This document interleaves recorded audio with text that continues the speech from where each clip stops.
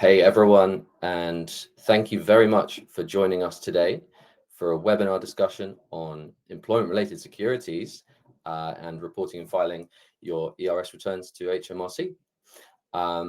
First of all, we've had some communication or connection difficulties with one of our speakers, but Andy may be joining us now. Andy, are you coming through okay? Can you hear us?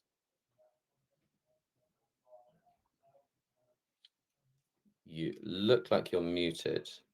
Let me give you a second to unmute. While Andy unmutes, I'll just carry on with the intro. The ERS reporting window has been open now for around a month. There are 2 months until that July the 6th reporting deadline. As always with these things, there are penalties for companies filing late, and late ERS returns can also create some additional, not necessarily welcome scrutiny from HMRC. So it's time for companies to start preparing their filings. And today we'll run through the essentials of a solid ERS return across different types of employment-related security. Towards the end of the discussion, we'll also have a preview of how Ledgy can help make your ERS reporting a little bit quicker and easier. And to help with the finer details of the process, we have some experts to help us. And we're now joined by Andy, and it looks like you're unmuted, so that's perfect. So today, we're joined by Andy Quayle, partner at law firm CMS, and Alex Hare, staff product manager at Ledgy. I'll let them introduce themselves quickly. Alex, I'll just go to you first, and then Andy. Sure, thanks, Joe. Great to be here. I'm Alex, as Joe mentioned, product manager at Ledgy. We've got, you'll see it in a bit, but we've got support for the ERS stuff in the products. I'll be looking forward to sharing that. But been a PM at Ledgy for a few years now. And yeah, happy to talk more about ERS returns. Awesome. Over to you, Andy. Hello, hi everyone. I'm Andy Quayle. I am a partner at the law firm CMS, and I head our employee incentives team. I help companies with the design, implementation, and operation of equity plans. And I'm also a director of Share Reporter, which is a company that helps with the global legal and tax compliance with equity plans. So I'm delighted to be here today, and sorry for the delay in joining you all. Not at all. Fantastic to have you with us. And if I can hand straight back to you, what I want to ask today really is to kick us off, what are ERS returns? Why do they matter for companies? And actually, how do they work in practice? Okay, I think to understand ERS returns, really it's helpful to understand the registration system that we have in the UK. So in essence, if a company awards equity or grants options or RSUs to UK-based employees, there is a requirement to register that arrangement with HMRC, so the Revenue and Customs.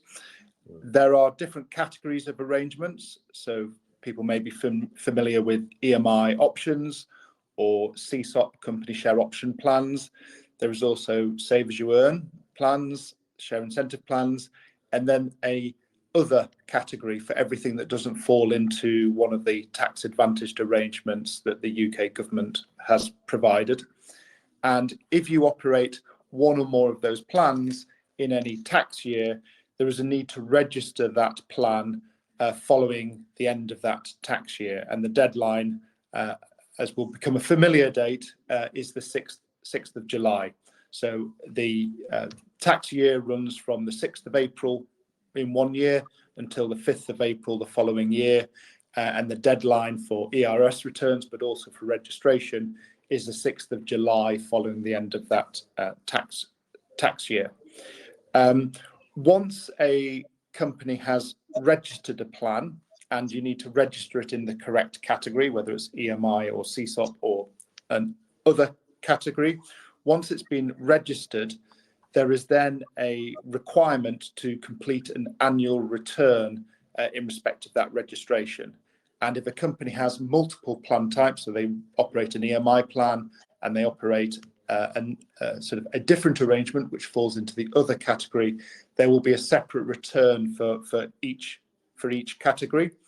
And the return needs to be completed in respect of each plan that's registered, and it has to be done every year between the end of the tax year, so from the 6th of April before the 6th of July deadline. And that must happen every year until such time as the company has ceased its registration for that plan. Excellent. And I think, you know, we're familiar with the July the 6th deadline. Obviously, it's never optimal for companies to be scrambling to get reporting filed on the 5th of July, let's say. So, you know, how can companies put the practices in place, and what can they be doing now? And indeed, what can they be doing year round to make that build up and the actual filing reporting process a bit easier? So the first thing I would say is that obviously this first comes up when a company starts operating an equity plan for its employees in the UK. And so what best practice is that as soon as you are setting up that plan, that you register it at the first opportunity and you don't leave that registration until the 6th of July deadline. A particular issue with leaving it is that in order to register a plan, you need to go onto HMRC's online services for employers, and there is a sort of a registration process to get onto that system. It can take 2 or 3 weeks for you to get your PAYE reference number out of HMRC to be able to do that. So definitely, I think in terms of registering your plan in the first place, I would say just do that as soon as you've set up the plan. Don't even wait till the end of the tax year for that. Once you've registered a plan, you will then get reminders from HMRC to do your annual returns, which is helpful. But as you say, what you're reporting in an annual return is effectively what has happened with your share plan over the course of the tax year. So from the period from the 6th of April till the 5th of April the following year. And so it is a very good idea to keep an accurate record of what has happened in terms of new grants, levers, options being exercised, so that you have all of that information at your fingertips when it comes to sort of the 6th of April and you're having to complete your annual return. So timeliness, record keeping, all good hygiene. So Alex, let's turn to you, because you know you've been working on ERS reporting at Ledgy from a product perspective. When that filing season comes around, you know, in practice, what needs to be done? What are the key steps, and what does the form sort of look like? I know we'll be, you know, looking at that in some more depth later on, but what are the sort of main takeaways? Sure. Yeah, so for anyone who's maybe new to this process, roughly what you have to do is first decide which returns you need to file. So Andy mentioned there's a few different returns you might need to do. So if you got an EMI, you just do the EMI one. CSOP, there's a CSOP return. Anything in that other category, the other return. So once you know what you need to file, then you would go to HMRC's website and download the return templates for each of these returns. So these are ODS files, which is a type of spreadsheet. And it'll be a template which asks you a bunch of questions about these schemes over the course of the tax year. And the number of questions can vary depending on the return, but you basically need to take all the historical information that Andy talked about and populate the relevant columns or questions. So, you know, you're gonna need to gather all that information if you don't already have it on hand, determine what sheets or tabs that it's gonna go into based on whether it's taxable, non-taxable. And the types of things you're gonna be putting in these returns is things like grant events, and generally kind of relevant transactions like exercises or cash settlements that might or might not have tax implications. These are the types of things HMRC is going to want to know about. So you're going to be putting in dates, quantities, monetary values, valuation information for those different events, along with identifying information for employees like national insurance numbers, PAYE reference for the company, and also specify things like if there were certain elections taken on grants like Section 431 or an NIC elections. So there's quite a bit of information HMRC might want to know. And there can be quite a few columns there. Some are optional, but it is best to try to fill out as many as you can. And once you're happy with the returns, then you go back to HMRC's website and you submit it to them. And they'll do some checking for the format of your file. It's important that you follow their template. But if everything goes well, you'll get a reference number back, and hopefully you don't hear from them again. Let's hope, perfect. So that's a great jumping off point for discussion of a few of maybe the risks for companies through this process, because obviously companies want to make sure that they have all the I's dotted and the T's crossed. So I mean, Andy, in your experience working with companies dealing with ERS filings, what have you seen in terms of best practices, and then also what are some common mistakes that companies make that come back to bite them maybe during the process? Yeah, I mean, I think in terms of best practice, we've already touched upon some of these things, but it's about registering your plan early, making sure that you have the records, because fundamentally the annual return is a database. It's a spreadsheet that you fill in with all the information of the transactions that's happened with employees in the UK relating to the company's shares. So I think record keeping obviously is a big part of that, and platforms like Ledgy's, it's fantastic because obviously that can help you stay on top of those events that need to be reported. In terms of things that when things go wrong, I think a common thing we see is actually companies not registering a plan in the first place. Now, that doesn't happen so often with plans like EMI or CSOP arrangements, where companies are more familiar or they have advisors at the time who sort of guide them through the process. But even sort of awarding shares to a non-executive director, for example, can be picked up and is treated as an other share scheme for these purposes. And often companies just aren't aware that is something that would need to be registered and that they would need to fill in an annual return in respect of. We see, and linked to that, we often see sort of companies not realizing that this does extend to non-executive directors. I think there is familiarity that employees are caught by this arrangement, but as far as the ERS returns are concerned, there's no distinction between non-executive directors and employees for these purposes. We see companies sometimes struggling with the formatting. So although it is an ODS file that ultimately needs to be uploaded onto the HMRC system, you've got to make sure that it's filled in the way that HMRC are expecting and that your decimal points are in the right place and things. Now, fortunately, there is an ERS checking service that HMRC offers that can help you sort of check that your files are formatted correctly before you upload them. But that again is something that we see sort of companies struggling with. And then I guess the final point is, I think sometimes that the companies might assume that somebody else is taking care of this for them, particularly if they've used a law firm or an accountancy firm to help them put in place a share plan arrangement. There may be an assumption that that firm will take care of all of this for you. Now, whilst I'm sure most lawyers and accountants would be happy to help, unless they're formally registered as your agent, it's not something that they can do on your behalf. And so the company is always obliged to register its own arrangements. Nobody else can do the registration for them. And if they want their advisor to then file the annual returns, they need to make sure that their advisor is authorized to do that and they've instructed them to do it. They won't automatically assume that role. Wise counsel from the law firm representative on the panel. Don't assume your law firm's just going to be able to do it. Perfect. So Alex, just in light of that, I think you've obviously had a number of these customer conversations with Ledgy customers as we've been working on this stuff, and what are some of the main pain points that really prompted the prioritization of ERS from Ledgy's side? What pain points did really stuck out to you?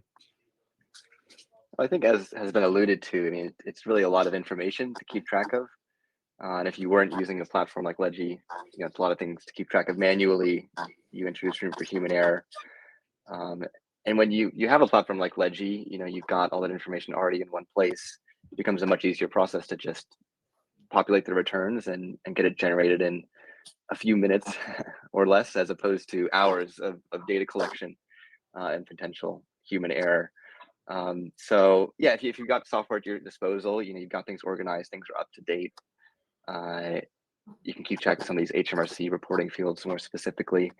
And when it comes to generating the return, we can put stuff in the right place. So we can route certain grant types to the right sheets or tabs that they need to go in, and kind of take that decision making off your plate. And there's also things like limits on some of these plans. So for example, CSOP, you're not supposed to grant individual more than 60K worth of CSOP options. So questions like that, Ledgy can easily calculate and answer as well. So hopefully, no one likes tax season, but hopefully, when it comes around, software can kind of help you save a lot of time in putting this all together. Sure thing. And obviously, before we run into the demo where Alex, you'll show us how things work on Ledgy, wanted to just ask you, Andy, any more tips, advice on best practices when it comes to maybe some of that data hygiene and the the consequences all that has for timeliness and so on. So what are your top tips for anyone thinking about kicking this off now? Yeah, I mean, I think we've covered some of the tips in terms of staying on top of the data and being organised with registering your plans. I guess one top tip is to think about saving your annual returns each year and taking a screenshot when you've got that sort of screen from HMRC to see what to say, well done, you have successfully uploaded your annual return, because HMRC doesn't allow sort of access to historical records for companies, and so it's up to individual companies to keep those records and to be able to prove that they've completed their annual returns. And we act for a lot of companies on M&A transactions, and this is a very common thing that comes up as part of your due diligence is, have you done your annual returns? And really the only way you can prove that is if you've kept that screenshot from HMRC every year saying thank you for submitting your return. So I think that would be another top tip we've not covered so far. Yeah, and obviously it doesn't necessarily apply to every type of equity or it's for companies with growth shares, things like that. Do they need to think about ERS? How does that map to this? Yeah, so I mean, I think the simple answer is yes. Growth shares are equally caught by this. That would be a sort of an other type of arrangement that would need to be filed. I mean, I think I would say that any kind of grant of equity to employees, so employees acquiring shares in the company, any type of option or RSU arrangement that you're doing, these are all caught and would need to be subject to a registration and part of your annual returns. The only thing that's really excluded from this is obviously awards that you do to contractors who are not employees or directors, awards to employees outside the United Kingdom, although of course there may be similar arrangements. For example, Ireland has a similar system, and then phantom awards, if it is a pure right to receive cash and nothing else, then a phantom award may be outside the scope of this. But otherwise, I think companies should be thinking anytime an employee or director is getting shares or a future right to shares, there is probably an obligation to register and fill in a return. Yeah, so not just those official HMRC approved share schemes, your EMIs and your CSOPs, you will have to consider that for other scheme types as well. Wonderful stuff. Thank you, Andy. And Alex, I'm going to let you take the floor now with a bit of a demo to run through how this might work on Ledgy for companies trying to do this on Ledgy. So if you want to share your screen, sure. I think we can dive into that. Yeah, I'll love to show you how this looks on a platform like Ledgy. So can you see my screen? Yeah, we're just gonna make sure that is full screen here. Give me 2 seconds. Okay.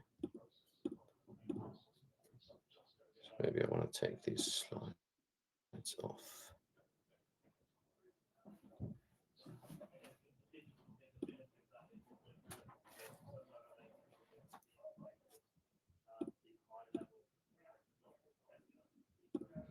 Okay, let's run with this. All right, sounds good. So to start, just in terms of what you'd be doing on Ledger year round, is keeping track of all your equity transactions, whether those be valuations or grants.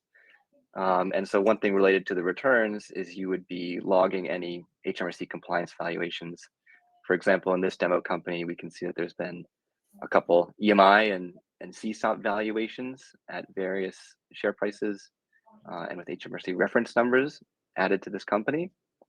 So important information like that will be used in the return.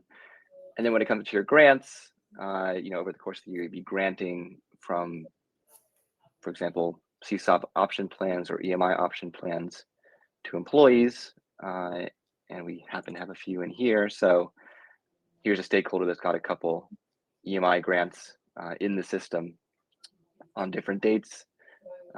You can, exercise these or cash settle them if you need to do that, which will create the relevant transactions.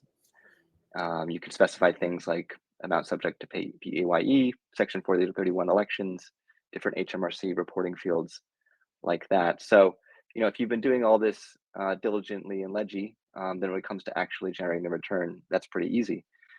So we'll go over to our compliance section where we've got both kind of the EMI and CSOP annual returns. So yeah, when tax reporting comes around, you select the relevant tax year. I think for here, we'll take a look at 2022 to 2023. So this is the EMI return, and we're kind of pulling in all that underlying data and populating a few tabs here. The first one is release lapse or cancellations.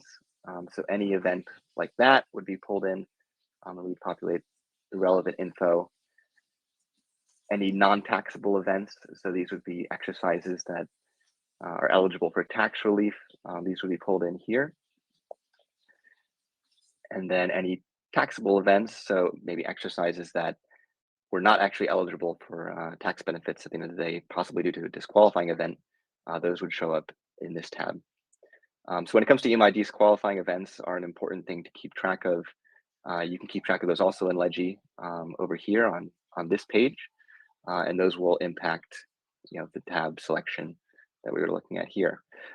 So you can review all this information in app, make sure it looks okay, and then if it's all looking good, you hit the download button. One final reminder here to kind of review the data and make sure it's accurate. But once we hit download, you'll get a local export to your downloads folder. That will be in the exact format that HMRC wants. I've taken one I downloaded earlier and added it here, so we can take a closer look, but this would be in the ODS file format that HMRC wants, exactly following the format of their template. And you can see that all the information from Ledgy that we were just seeing is in the relevant tabs. So everything here from release lapses and cancellations, everything in the non-taxable tab, and everything in the taxable tab. And then it's a similar story for CSOP. So we select our tax here. We've also got some handy warnings up here in case there's any information that seems to be missing that you should add or fix. And for CSOP, they're going to ask about grants as well. So we'll kind of group grants by grant date and put all that information in here. Again, information on any releases, lapses, or cancellations over the course of the tax year, and then any relevant exercises out of your CSOP plan. And as before, you click download, you will get an ODS file that you can pretty much just go straight to the HMRC website and submit. So that can all make your life a lot easier, I would say, if you've got things, the data in the system and everything in this format. So on that note, I think happy to answer any questions. that anyone Yes, might have. indeed. I mean, that was a really helpful demo. First off, I would just ask, is there a plan for other reports as well? Obviously, there are EMI, CSOP, and the mysterious other report. So, what is happening on that front from Ledgy's side? Yes, as you saw, we got the EMI and CSOP there for existing customers. The other return, we are actually in the process of launching that soon as well. So that'll be there shortly if anyone's got any RSUs, growth shares, things like that. So you should have everything you need well in advance of the July deadline. Amazing, and I'm sure a bit of product innovation that is going to save Ledgy customers quite significant time there. So yeah, just to wrap up, really, we're going to move to Q&A, and we have a couple of questions already from attendees. So thank you very much for sending those in. While we're working through those questions, please, anyone else, if you have any other questions, pop them in the chat, and I'll relay them. I just want to ask you, Alex, first. Craig asked, does Ledgy spit out the required spreadsheet? Which the short answer, I think, is yes, but it'd be worth clarifying. What do customers, or what do companies, is there anything else they have to layer on top when you get into the HMRC modal? How complete is that solution? Yeah, so I mean, we do spit out the spreadsheet. So as you saw there, you click download, we're going to give you all the information in HMRC's exact template. So hypothetically, that can go straight into their system, and you shouldn't have any formatting errors or anything like that. And as far as EMI and CSOP go, I mean, as long as you've been adding the right information into Ledgy, then everything that's required should be populated. The other return, which you mentioned that we've got coming soon, that is a bit more of a complex one, and there are some columns there. I'll tell you that Ledgy is not really in a position to answer. So I think in that case, you might need to open up the file and do a final few yes or no answers on your own. But still, on the whole, it's going to kind of kickstart that prep process significantly for you, and just leave a few small things at the end. Perfect. That's great. And we're eagerly awaiting the launch of the other return as well.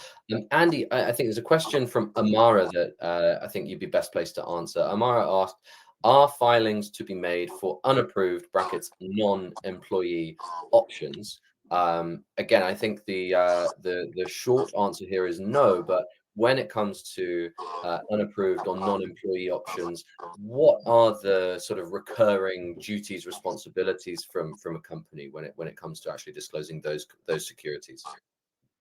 Yeah, so I mean, I think if a company has granted a single option and it's not under EMI or CSOP, that would still be registerable as an other requirement.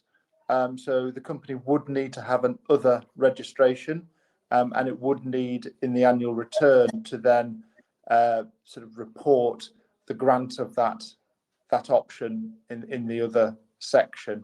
Now, what I would say is that if a company has an unapproved option plan, has an RSU plan, it may have done some growth share awards, you don't need to have separate registrations for each and every different type.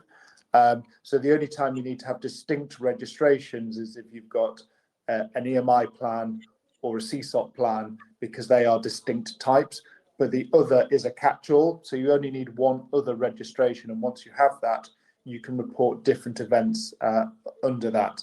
Now, obviously, with just a single option, there may not then be much activities. That once you've granted it, there may be very little to report until that option is exercised.